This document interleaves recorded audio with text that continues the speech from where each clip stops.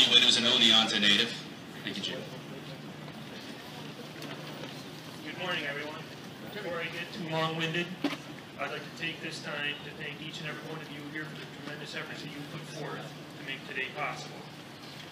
To the many volunteers that have spent countless hours in preparation for today, and to the sponsors for their very generous donations and continued support. You are the heartbeat and the bloodline for hospice. For without your support, this event and what we know hospice as today wouldn't be possible. And to our distinguished guests who have traveled all across this country to be here today, the sacrifices that you have made, whether it's taking time from your families or the time you've taken away from your jobs, is truly appreciated. So please give yourself a round of applause for a job well done in making today a success.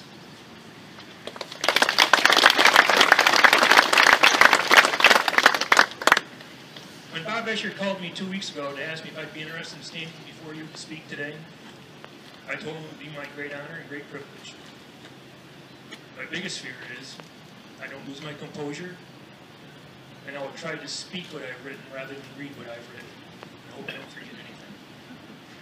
I didn't need a lot of time to think about what I was going to say today. It came really quite easy because it comes straight from my heart.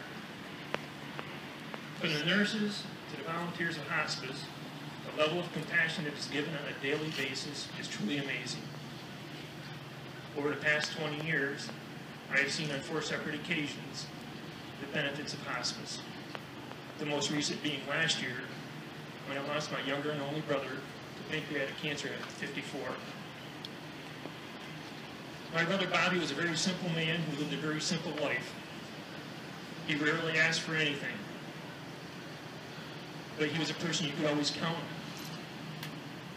From the day that Bobby was diagnosed with stage 4 cancer to the day that he died, he rarely asked for anything. Bobby had a very strong religious belief, and he put his faith and his fate in God's hands. Bobby was not afraid to die. For he knew if he was to lose his battle to cancer, it was because God had other plans for him. Bobby, in fact, had planned his funeral many years before he even became sick. It was written on a piece of wood that sits on the bench in his shop. My brother Bobby was a master craftsman, a jack of all trades, and a master of anything that he tried to do. He had planned it from the passages to be read to the songs to be sang, the shirt that he was to be buried in, and the picture he wanted to accompany his alongside his casket. Monday will mark the 11th month since my brother's passing. I remember the day that Bobby and his wife Joanne had returned home from the cancer treatment centers from Philadelphia and announced to us that he was no longer going to seek treatments. We were all heartbroken. But we respected Bobby's decision and supported him wholeheartedly for him. I remember hugging him and telling him that I loved him. I told him that he was the strongest man that I knew.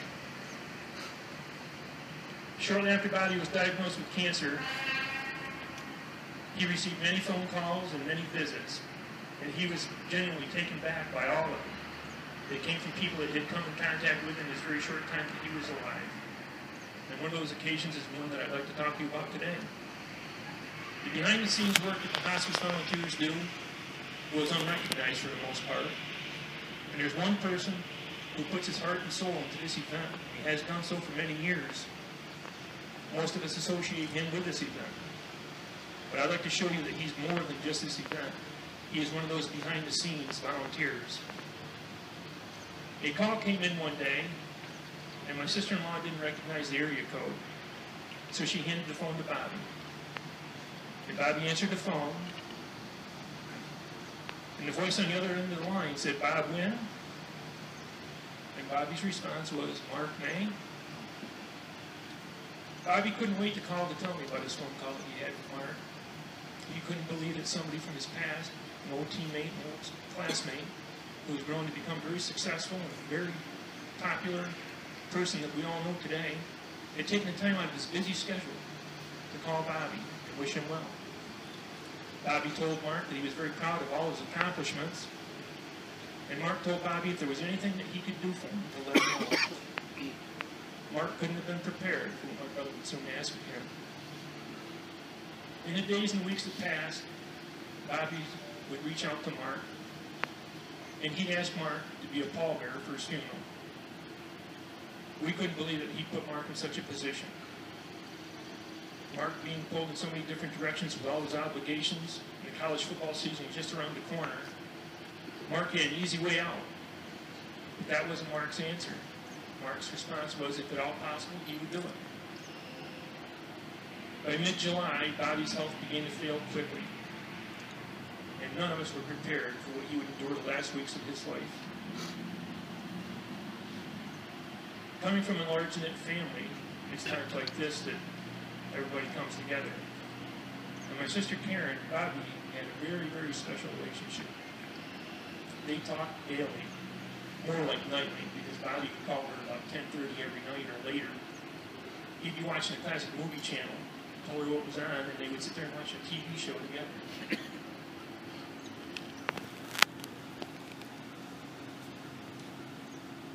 I remember receiving a phone call at work one day, and it was from my sisters, saying that there was no need to raise Tony on them, but they felt that Bobby's time was very near.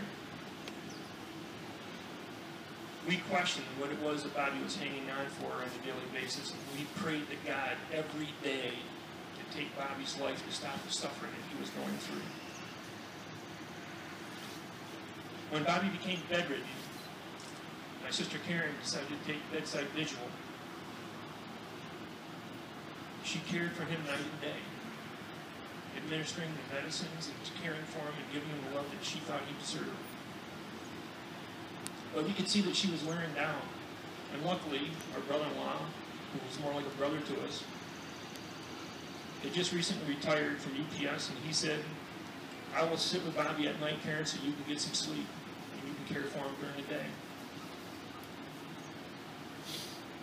For days, Bobby continued to hang on, and we just questioned, what is it that he's waiting for? Who does he need to hear from? What is he waiting to hear said to him? Because for weeks, his wife, his children, myself, my sisters, our extended family, and his dear friends had all called to tell him that we loved him dearly, but it was time for him to let go. But he continued to hang on. And I said, the only person that comes to mind is maybe he needs to hear Mark's voice just one last time. Maybe he had unfinished business with Mark. So my sister called Lori Jennings, another behind-the-scenes, longtime hospice volunteer, who in turn called Bob Escher. And Bob contacted Mark and asked him if he could get a hold of Bobby. Bob Escher called us a short time while later, and he told us that Mark was in Canada. I believe it was Winnipeg, but I could be corrected if I'm wrong. But Mark had very poor cell phone reception there. But if he could find a quiet spot with good cell phone reception, he would make that call. He did make that call. My sister Karen explained to Mark that Bobby no longer had the ability to communicate, but he could hear every word that was being said. She held the phone close to his ear so he could hear Mark's voice. We could hear Mark tell Bobby that he fought a courageous fight, and it was okay to let go. But if he wasn't ready to quit, that was okay too. And he continued to talk to Bobby, and when he finished, my sister thanked him so much for calling. And we sat there, and it was time for another morphine dosage. And that had become quite a chore. For Bobby hadn't moved in days, and he didn't have the ability to swallow. So it was a tedious task that Karen performed every time, to put a little bit of morphine into the side of his mouth and massage it into his gums, with hopes that he would get some sort of benefit from it. When she finished giving him his last thing, she turned to me with tears streaming down her face and said, I can't do another dosage. Now, you can say it's coincidental. I can't say whether it is or isn't. But I can tell you, it was just hours after Mark's phone call. Bobby took his last breath and went to the Lord's arms. The next task that this behind-the-scenes volunteer had to do is figure out how he was going to get to Oneonta to be a pallbearer for my brother. I don't know how many schedules you changed. I don't know how many flights you had to swap around or people you stood up. But I can tell you that Mark May was there. The Winn family was very grateful for it.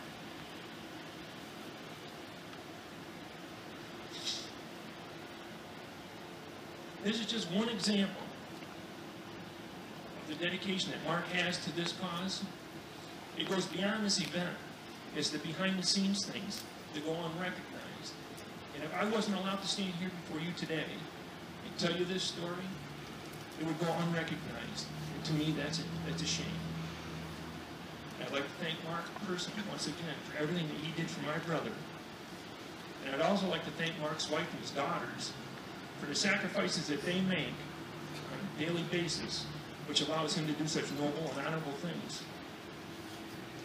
I know that I will never forget the sacrifices that Mark made for my brother. And thank you very much for sitting here and allowing me to speak today. Because when Bob Escher asked me if I would stand before you and speak today, I knew what I was going to say. I had it planned.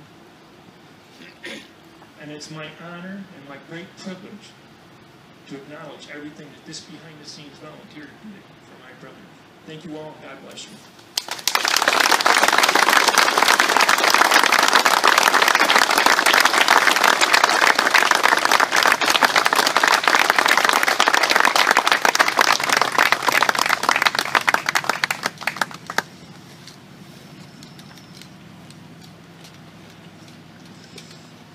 Thank you, Jim. You are a hell of a public speaker, by the way, so don't ever think otherwise. Fantastic words, and that is the reason why we are all here. And we're happy to be here to be a part of this because it is that important.